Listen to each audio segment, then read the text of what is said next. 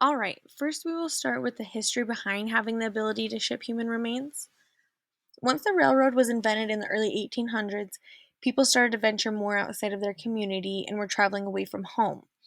However, if people died away from home during this time, they would still bury them at the location of death because they didn't have a means of preserving the body during the transportation back home.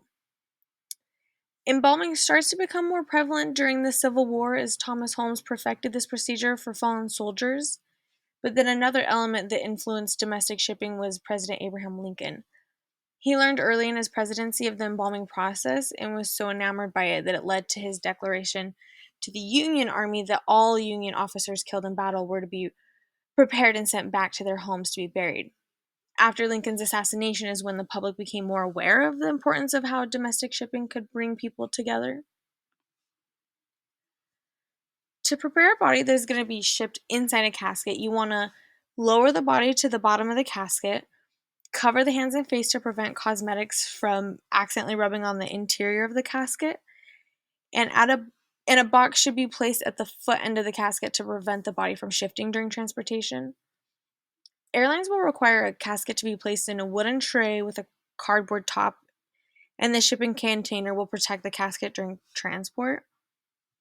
For uncasketed remains, you'll want to use plastic undergarments and have them wrapped in a sheet so the receiving funeral home will be able to remove the body easier. And if you're shipping clothing, it should be placed in a plastic garment bag just so nothing happens to it. And then never wrap the body in plastic because moisture can accumulate and cause mold on the decedent.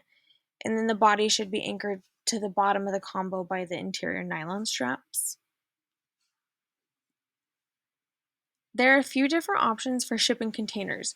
An air tray will be used for your casketed remains as this has a wooden bottom and a cardboard top to protect the casket. And then a combination case is a transfer container consisting of like particle board with a cardboard tray and cover.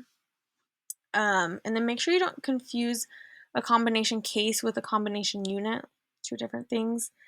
And then a Ziegler case is a gasket sealed container, which could be used as an insert into a casket or as a casket itself.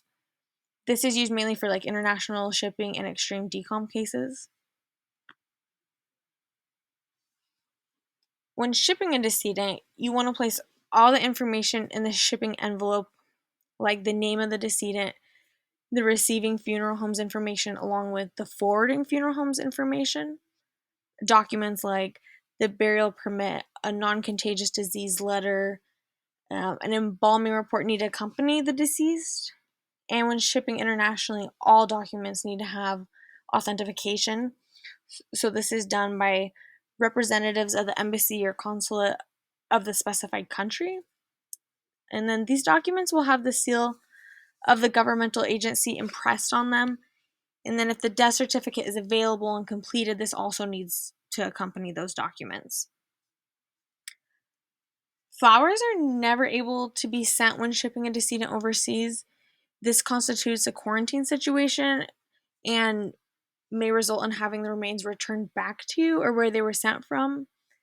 So it's extremely important to understand the receiving country's rules and regulations because country to country it's so different. When shipping cremated remains, they must always be sent through United States Postal Service as Priority Mail Express. This way you can have a tracking number to always see where the remains are in transportation. And then the remains should be in a sift-proof container that has cushioning material surrounding it with an outer shipping package. And then a 139 label, which is a cremated remains label, must be placed on the package just to ensure that post offices and transportation services are aware of what is in the box. And if possible, the cremation certificate should be attached to the outer box or at least easily available.